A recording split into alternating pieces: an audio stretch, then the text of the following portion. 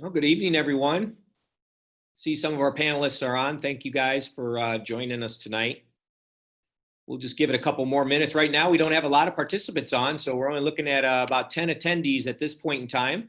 So, and a few of them are our administrators, so that are probably at another part. So we will do our best to just give a quick round update and answer any questions that people might have. I don't know. How many actual families that are out there, but for those of you that are, I'll just give kind of a quick overview of maybe what's going on in our school system. Obviously, school's underway. This week started our core instruction virtually that we have been working towards for the past couple of weeks. So, hopefully in general, that is going well. We know that there are little bumps along the road, and we're working at each building, and each administrator and each teacher is working hard to fix those little bumps as quickly as possible. But overall, we have a good feeling anyways that we're making solid attempts to do what we can to get information out and to begin the education of our kids virtually. Sports has started as well. We've had our first football game, which, I was there and I felt went really well other than the outcome. We did get beat, which wasn't good, but the kids played hard, and the audience or participator or the audience, the parents and everyone that was there, for the most part, followed all the expectations for wearing a mask and social distancing. We had a few, times where we had to go and maybe ask somebody politely to put on their mask or to kind of spread out. But outside of that, it went real well. So hopefully we will stay COVID free. Our teams will be able to compete for the next 7 weeks, and we'll make the playoffs. That's one exciting thing. Everybody makes the playoffs this year. So we're excited about that first game. Our other sports have also, been rolling along almost as normal. Soccer's doing well. We have volleyball moving along. There's a tennis match tonight. So our junior high sports also are moving along. And I believe maybe the first junior high, volleyball has been happening, but I believe cross country is coming up here shortly. So we'll be having some of those meets. So our kids are out there doing what they need to do. So really, the other big issue going on around Oregon, which you may have heard, is a little bit about our working with our support staff and working with our classified staff. So, there has been a campaign put on by some of the outside leaders under the classified union that you may have received calls or may have heard a radio commercial or maybe seen a Facebook post or something like that. So I really don't want to get into it all tonight. If there's specific questions, I can try to answer them the best as possible. But the bottom line is what they're trying to do is essentially smear me and the Board of Education for a decision that was made when an MOU was turned down by the classifieds membership. And the bottom line is we're looking out for our families and our students and our taxpayers. We also want to look out for our employees, but we have to be realistic about what is happening.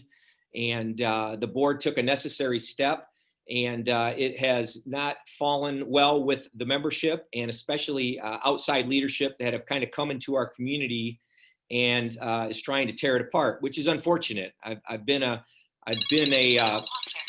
member, I guess, of the community now for 18 years, working with Oregon City Schools, never seen anything like it.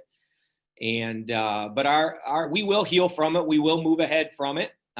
We will continue to move forward as a district and follow our plan, like I've been saying all along. We put a plan in place, and we're continuing to work that plan out. We don't know what the future holds, obviously, with COVID. That's the biggest question mark, I think, for a lot of us. I think right now, it feels like we're in a good lull. I don't know if that's right or wrong. It just feels that way. And but with that being said, I heard the governor say that cases are going up significantly in the state of Ohio. So I have a meeting tomorrow with our Lucas County Health Department, our weekly meeting. So we'll hopefully have more information for our community and for our staff and families next week about where we're headed. But right now, the plan still is and to remain remote at least the first quarter, which is October 14th. The last we heard from the health department was they were going to readdress their stance on this whole thing around October 1st. Now that could change. And so, everything can change and does change and will change. So, but right now we're sticking to our plan, and we're going to continue to do our best to support all the families one at a time. And I know the teachers are working very, very hard, and so are all the leaders to do our best given this tough situation. It won't last forever. We know that. And when we do come back, we'll be ready. Either way, whether we come back hybrid, whether we come back all in, whatever the situation is. But know that we know the best place for kids to learn is in our school system. We have never denied that. We have always said that. Certainly I have. And we all want our kids back, but we need to do it safely, and we need to do it with the support of our local health department and our community. So with that, there's been a couple of questions that have been kind of floating out there that I think I'll just maybe bring up. And I haven't even, let me look at the questions here. And then we'll go into them. And just to remember, just to reinforce the, how we're going to do this. So if there's a question on there, panelists, that you can answer and you feel comfortable answering it, go ahead and answer that. And then I will just kind of go through the questions as they still remain on the question and answer. And then people who are out in the community can certainly look in the answered column to see what was typed. So one of the questions that isn't necessarily on the list, but has come to my attention seems to be some issues or two, we'll see, kind of around the district, that if a kid gets dropped off, if we're on a live Zoom call and a student gets dropped off for some reason, getting readmitted in a timely fashion may be a problem. So we're going to make sure that we work through all that. We're trying to learn what works best, but we do know that kids get dropped. I get dropped on my internet at times. You don't know really why. It's almost like an invisible ghost flies by and it cuts your internet connection. Who knows why? But our goal is never to not include our kids or keep them out of any live conversation. So if there's some frustrations going on, we're going to work to make that better. But I don't think it's a pervasive problem. I think it's an isolated situation in just a couple of areas. But I just wanted to address that one. And then I did want to address one that is just kind of to clarify, and maybe Mrs. Conkle, you can help do that, is to just help clarify what the Wednesday afternoons are kind of like. What is it? Is it called the student support or SATs? Is it that time of the week? Mm-hmm.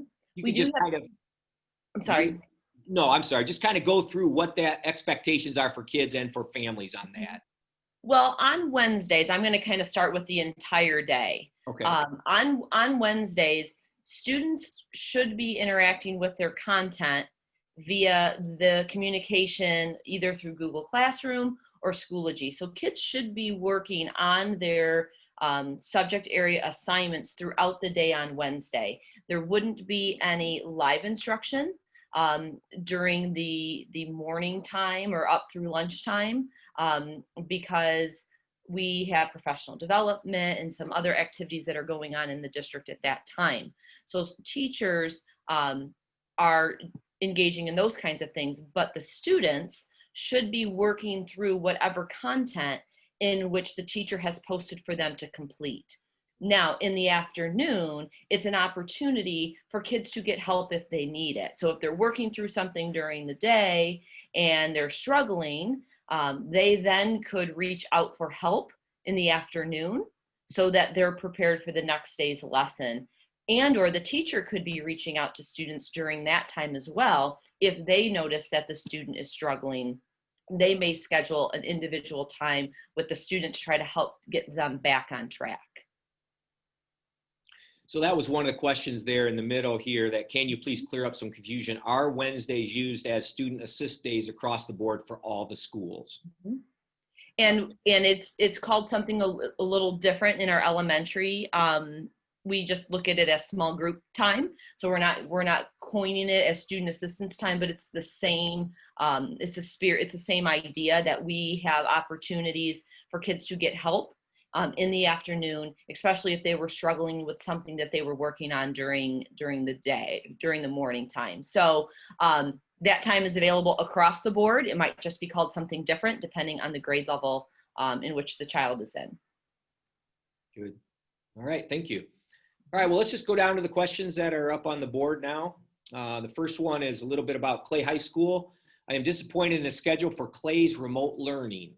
My child went last year getting 3.75 hours per week of instruction, of in-person instruction, 45 minutes per day times 5 days, to now only 1.5 hours, 45 minutes, 2 times a week of instruction with a teacher. Can you explain the thought process of this? My child is losing valuable instructional time. I know other schools, Sylvania, have their students log in all 5 days and have all 8 periods each day. So I don't know who would like to tackle that one. I can address that. There are certain days within the week where teachers will be live with their kids. So there's direct contact between the teacher and the student, and thinking about that in terms of a whole group, the whole class. But each day there should be an expectation for that student to be completing work for each subject. That will be posted on Google Classroom for grades kindergarten through 4th grade, or Schoology for grades 5 through 12. So there is a daily expectation for each subject area, and kids should be working through the content regardless of if this teacher is live with them for that day or not. So I guess I would direct, if the teacher is not holding a live Zoom session, I would then direct the parent and or student to their Google Classroom or their Schoology page to see what their tasks are for the day. So just going in a little deeper about the schedule at the Clay High School, the idea is that if you're in Algebra 1 or whatever, pick a class, that the teacher will be holding at a minimum 2 live Zooms per week. Correct. Is that correct? So for example, they might have a live Zoom on Monday and Thursday, or Tuesday and Friday. And then the opposite days, there would be work for them to complete, which would be able to be found in Schoology. But just so they know, and I don't know, Mr. Jersky, if you want to chime in, but the teachers are also live Zooming with other classes throughout the week too, right? I mean, they're going, if they have a couple of Algebra 2 classes, they're doing it multiple times. Yes, we have 1st through 4th period will be having their Zooms on Monday, Thursday. 5th through 8th will have their Zooms on Tuesday, Friday. But I want to stress that the children have the opportunity to interact with their teachers every day.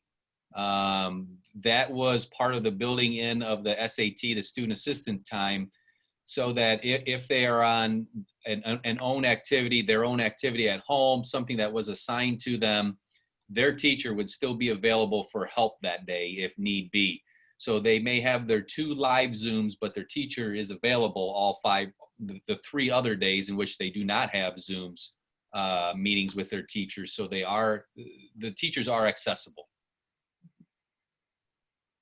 Yeah, and every school's doing it a little bit differently. So comparisons are being made every day between us and someone else, or someone else and someone else, in this school and that school, and some are online and some are virtual and some are hybrid and some are all in. And I mean, a day, an hour, a minute doesn't go by where there's a comparison put out there. And I don't know what's the best and what's the worst and what's in between, but all I know is we're doing what we can. We're doing our best to try to control the situation and give as much information to kids as we can. Obviously, the individual teacher makes all the difference in the world. And what they do and how they do it is what makes the difference. So obviously, if there's issues, please let us know. But our structure is the structure we will be using moving forward in terms of like what Mr. Jersey talked about, the periods 1 through 4, and then the afternoon on the opposite days. Okay, next question. Is there any way we can adjust specials in elementary? Currently, it's 70 plus K through 4th graders meeting at one time in Zoom, and it's very chaotic. I feel that the kids aren't really gaining a whole lot of beneficial information since it's so crazy. Well, I'm not exactly sure what that means. Crazy, it must mean that there's, is that like a PE question? I don't know. Does anybody want to address that from the elementary, how their specials are moving forward with their Zooms? Right now they meet as a grade level, so they'll sign in as a grade level. They each have a special each day. So kindergarten will have their gym on a certain day, so then they sign in. And I know with Mr. P, he goes over the lesson and he mutes everyone, but I'm sure he has questions and they're so excited to see their special, especially this week. It seemed like after talking with some of the teachers, especially the STEAM teacher and music teacher, after the students had already been through a couple of days with their regular class and meeting with their teachers, it seemed like it calmed down a little bit, like they knew that how to raise their hand and to sit and to wait their turn and not to get too excited. So I think this week is just a little extra special. So I think, they're all excited to be with their specials teachers. And so I know it is a little bit too much, but they all enjoy seeing each other. So I would reach out to your specials teacher too and talk to them about it and see if there's something that they're not doing on their end that could help you out a little bit. Right. And so what you're saying then is whatever the number of kids in each elementary building and by grade level, that's what the Zoom meetings are going to be. Yes. Okay. Yes. Mm-hmm. Okay, again, not optimal understanding, especially I could see a bunch of little kids on a Zoom call. I mean, I just can't imagine how to control that, let alone, it's hard enough in the classroom, let alone in Zoom, working with all the families. So but I liked your suggestion. I know our specials teachers well, especially at the elementaries, and they will take ideas and they will take, suggestions. And if they're viable, they'll apply them. I would hope. Anyways, all right, next question.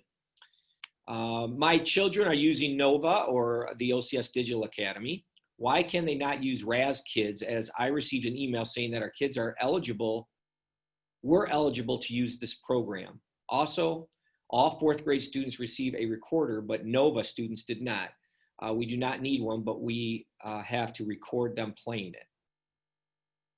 Well, I'll start. I don't know about RAS Kids, so somebody's going to have to help me out with RAS Kids. But in general, we are separating the kids very, very distinctly who are in the OCS Digital Academy from our kids that are with our teachers every day. And we do that because our teachers are with our teachers every day in the OCS Digital Academy, or NOVA. Our kids are families that have chosen to do independent self-guided work. Now, with that, I know there's been many questions. Why can't we blend the two, between the OCS Digital Academy and things that we have in our schools?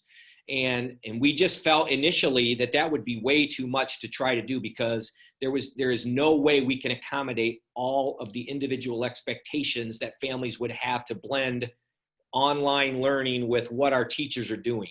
They're very different programs. They're paced much differently. So in general, that's the answer to the, NOVA. Now, I don't know what RAS Kids is exactly. So can someone help me out with that?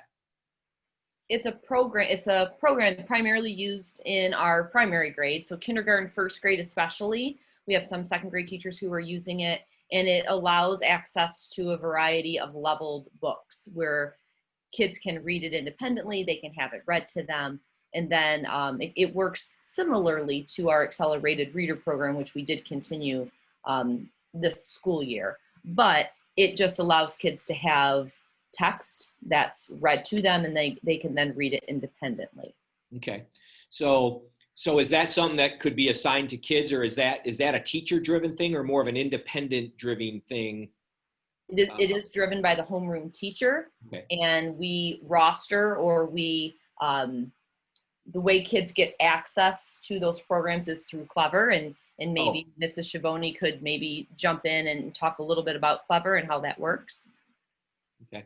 Yeah, Clever is just our middleman to connect the students from their regular classroom into applications like RAS Kids. And as Jennifer said, they are rostered through their homeroom, so it is a supplement to their regular classroom environment. So it is a supplement, and depending on the application, the teacher of the regular classroom assigns certain things to individual students or the whole class as a whole, but all rostered and connected through their regular classrooms.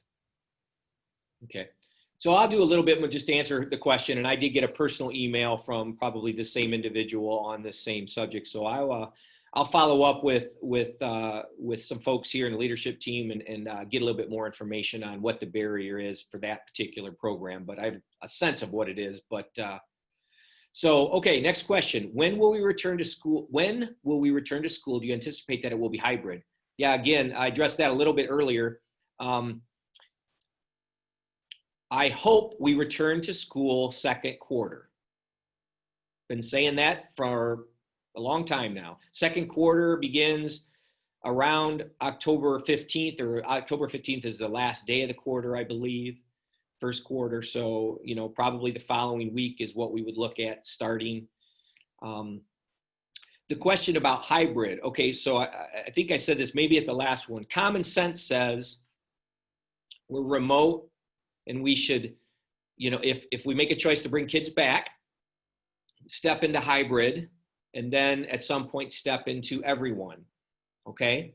That's what common sense says.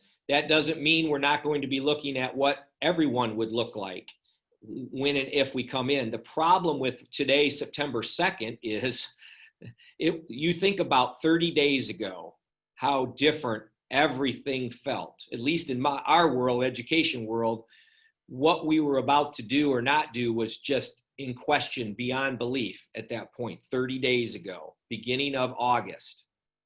So I don't even want to begin to speculate what the beginning of October is going to feel like. But that is when the health department is supposed to come out and give us more guidance, and maybe it'll come out sooner. So the simple answer to the question is, we do not anticipate returning back to school any earlier than second quarter.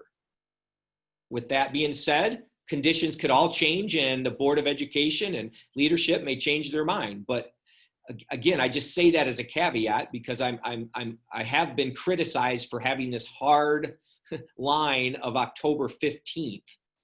But what people have to understand with that is it takes time to change from where we're at to where we're going to go, hopefully. And you can't just do that on a dime. And there's a lot of people that are involved in those transitions. So again, I'm not anticipating any changes until second quarter. Okay, explain how and when I can access the teacher's video if the child cannot make the live session. So I know we've been going back and forth with that, very worried about privacy and making sure that we aren't doing anything that is going to, break any confidentiality rules.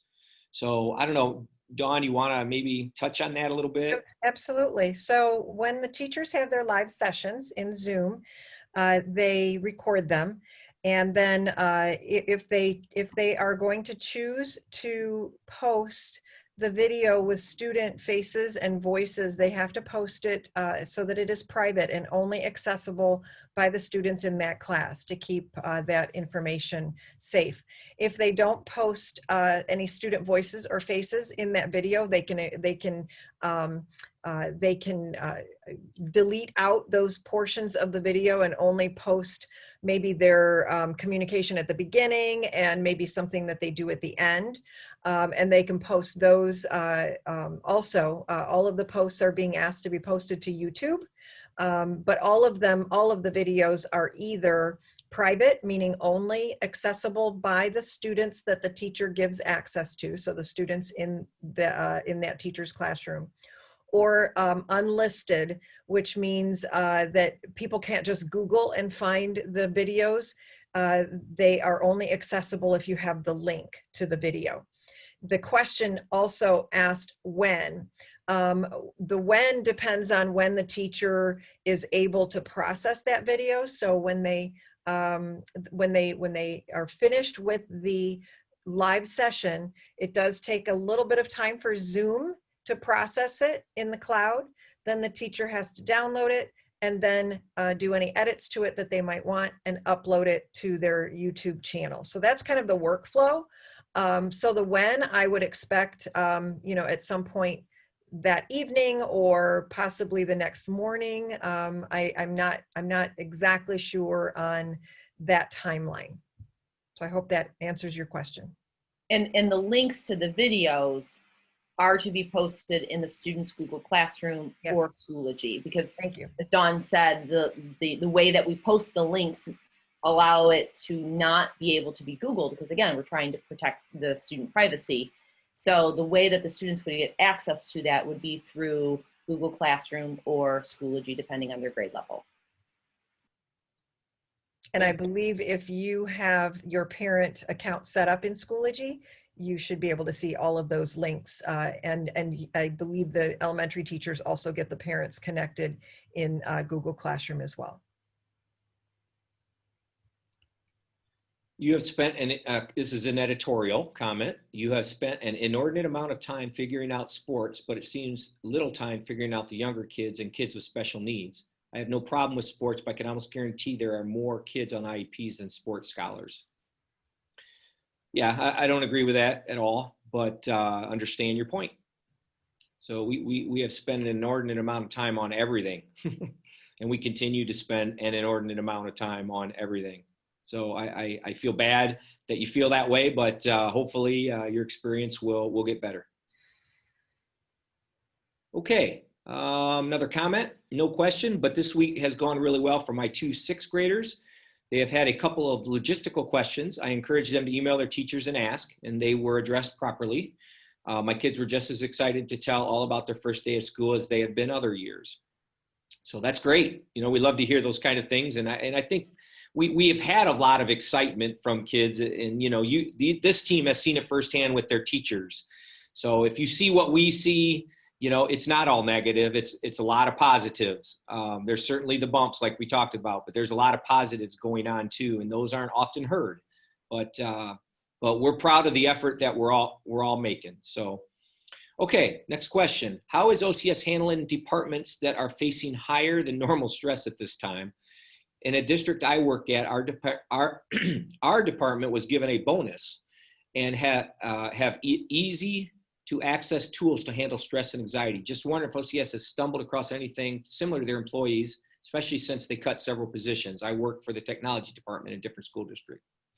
Yeah, we certainly don't have any bonus program going on right now, but one thing we did do last night is we did raise the trip transportation rate by almost $6. So our bus drivers who are taking athletic or extracurricular trips right now are being paid a whole lot more than they were, at least through this remote period.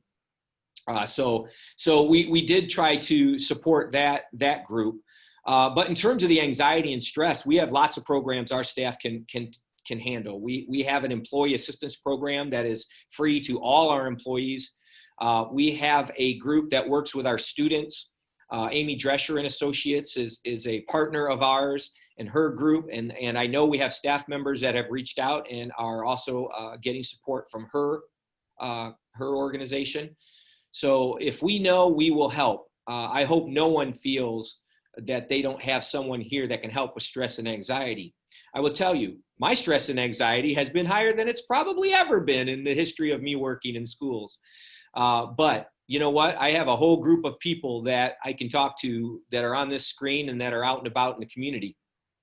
So, you know, we're all under a lot of stress, and the one good thing is we are trying to help our employees through a program that we've been talking about called Focus 3.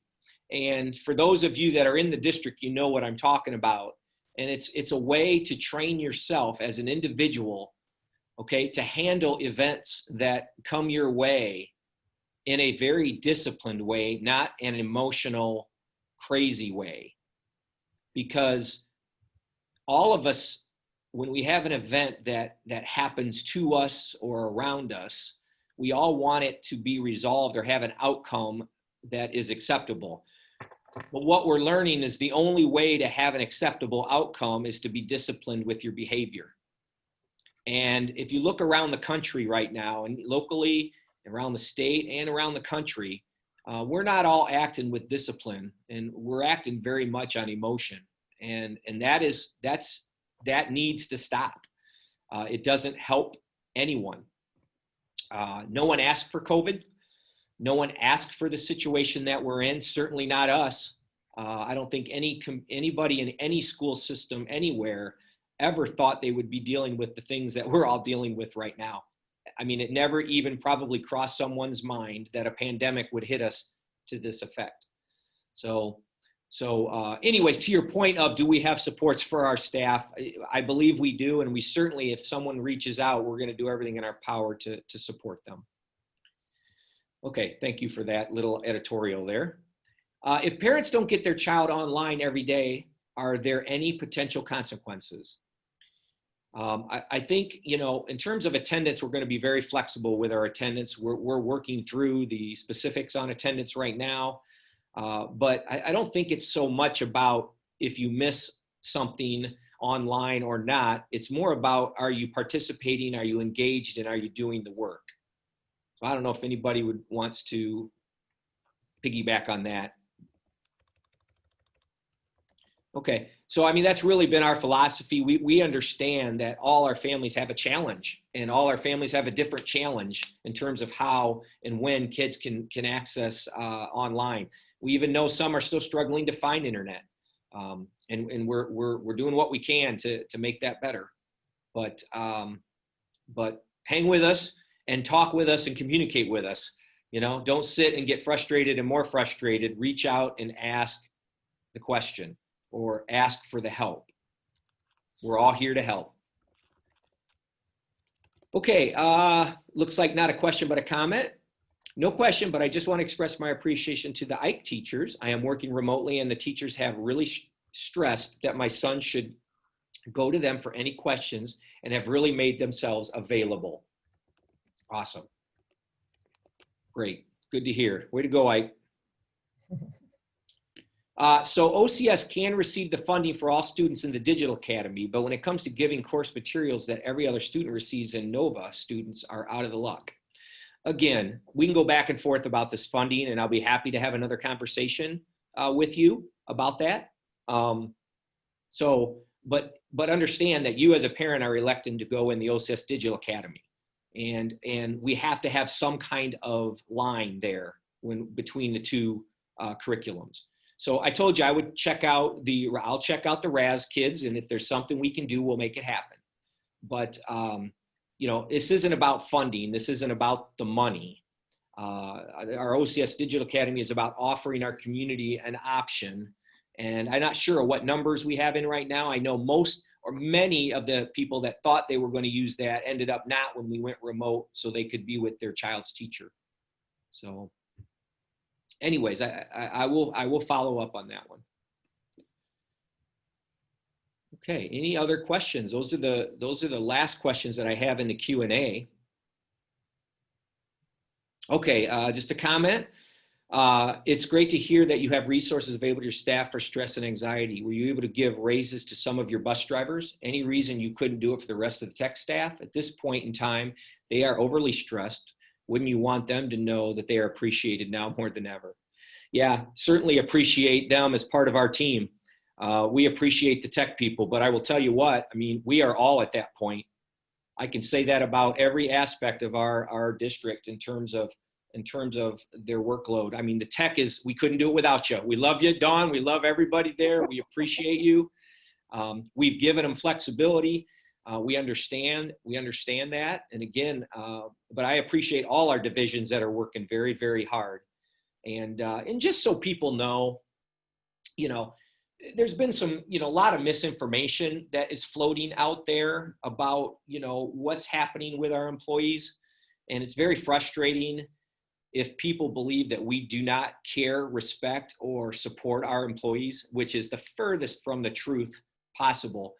In the last 2 negotiated agreements, our staff have gotten raises. Our support staff have received raises of just under 16% from 2016 through 2022, or the last 2 negotiated agreements. We know the value of our support staff, and we've supported them financially. And to me, that is a clear example of our support for our staff. And that was because we know how hard they work, and we know the importance of, you know, having a living wage that works today. COVID changed things, and COVID, you know, we all have to adjust and adapt to the situation around us. So the situation going on right now is short-lived. It's going to be resolved, but the way, you know, the way some are going about it just isn't appropriate. And that's unfortunate, because all it does is divide our great OCS community.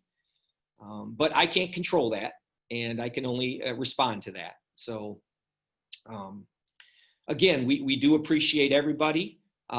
Leadership team, thank you. It doesn't look like we have any more questions. If there is any, we still intend to have these Wednesday nights, at least through the end of September, and then we'll make a decision on whether we do it every week or maybe every other week or once a month. We'll kind of decide, because it's really dwindled in terms of our participants, which in my mind means that we are getting many of our questions answered through the buildings. So I guess, unless there's no other questions, I am going to end it for tonight, and thank everyone for jumping on tonight. Again, next Wednesday, if you have this Zoom link, just bookmark it or keep it. It's the same link we use each and every week. So thank you, everyone, and have a great rest of your Wednesday night.